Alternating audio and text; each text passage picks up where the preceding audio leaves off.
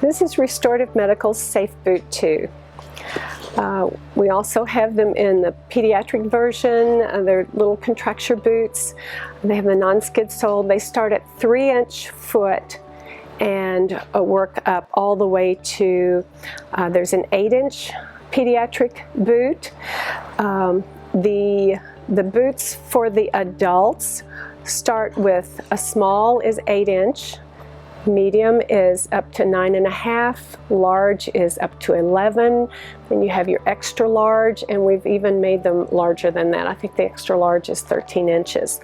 So you go right from the pediatric all the way up, but the pediatric version of the boot that's 8 inches is more narrow. So if you have an adult that has a narrow up to an 8-inch foot, then I would order the pediatric version, and it also has the flex straps.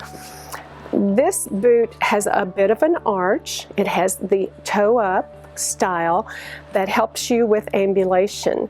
When you're walking, you should walk to the outside of your foot. Your foot should go to the outside, and then at the last second, this toe off helps lift your foot and helps you in appropriate walking and ambulation. So it's very good for that. Now this is not, it's not a boot for a severe contracture, for severe plantar flexion contracture or inversion, eversion, or ankle contracture. It's fine for mild. It's a boot, it's not meant to go to the grocery store, but you can walk around a small apartment. You can go from bed to chair, chair to commode, this sort of thing. For ambulation training, therapists like it for that. It has our silky lining on it. It's very comfortable. It's very easy to put on. I'm going to open the upper flap. You're going to open the talus strap. It's very important to keep people's feet at 90-degree angles.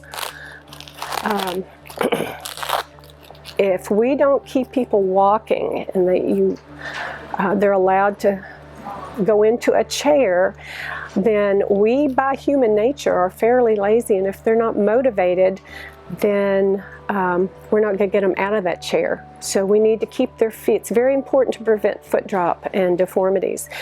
Many of these start with brain injuries and spinal cord injuries the 3rd day after that accident, and they're still in the ICUs. And the tone can start, that neurological tone that causes inappropriate muscle contractions. So you'll see a twisting starting, maybe one-sided, maybe both. So you want to prevent flaccid foot drop. If they're in bed, you want to prevent pressure on the heel. So you want to have a boot, all our boots suspend the heel, so there's no potential that they're touching a surface.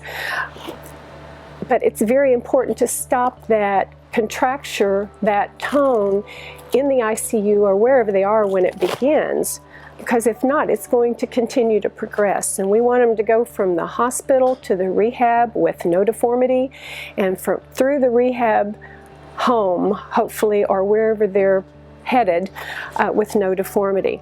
So we open this up. We're going to put it on the patient. I have the patient's foot here. We're going to put it on and seat their heel down back in the device. I'm going to hold securely on their foot and make this snug, not too tight. And I always take my fingers and run it under the padding, between the padding and the patient's skin, to make sure it isn't too tight. The same here, that's to anchor it on. Then we put the talus strap on, and this is the important part, to suck that heel right down in the boot for good 90-degree alignment. You want to make sure it isn't too tight, and always you can feel the top of the patient's foot for the pulse. Make sure that we haven't restricted any blood flow. You're going to look at their toes. Are their toes normal color? Are they blanched looking? Are they red? These are all very simple signs. If the patient can tell you that if they have numbness or tingling in those toes, then you want to make sure you loosen this up.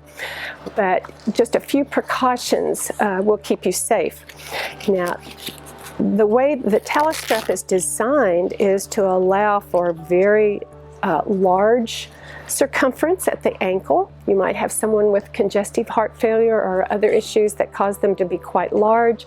They may have some condition where they're swollen right now, but that swelling you anticipate will go down and it'll be smaller. So I wouldn't cutting this off if it's a temporary condition. But if you fit your patient and you feel pretty sure that this is where they're going to be, then you can adjust this. If it's way too long, then you can trim the black part off. But the hook material goes all the way around, so you just smooth it, and that gives a nice secure fit. The non-skid sole comes off when they're in bed, so you leave what germs were on the floor and not in the bed. Then when you get them up before they stand up, just smooth that back. Now, as far as the flex straps, they have elastic properties. So if your patient has tone, they're able to push through that tone with that tension that's going to bring them back, push through the tone, the resistance, holds them there and brings them back. And you might see them actually working like this, or you might just see a tension. Whichever, in about 15 minutes, you should see a relaxation as it's working through the central nervous system. We don't just take people and shove them up. You can't just push them into 90 degrees back to normal. We have to allow the body to work through its process to relax, and that is that flex technology type of resistance to the stretch. If this boot can be heat molded, it's very simple. See the Kydex? You would take the padding off, you would heat it where it needs to be molded, and you can refer to our restorative medical website for those specific instructions. But again, this is a little bit more toward the orthopedic side. It's a little heavier heat moldable plastic. So if your patient has ankle contractures, inversion or eversion, then I would refer you to one of our restorative boots, more for contractures. This one is great for that beginning tone, in the hospital or wherever, but it's good for orthopedic conditions too, where you just need a boot to get you through a period. The flex straps, if you do have mold this down and want to start tugging it back up, so they're very adjustable. So you put them where you need to allow for whatever mold or whatever tension you want. You can move this up and down for where it's appropriate for your patient, where it does the most good, to pull their foot up to give that tug.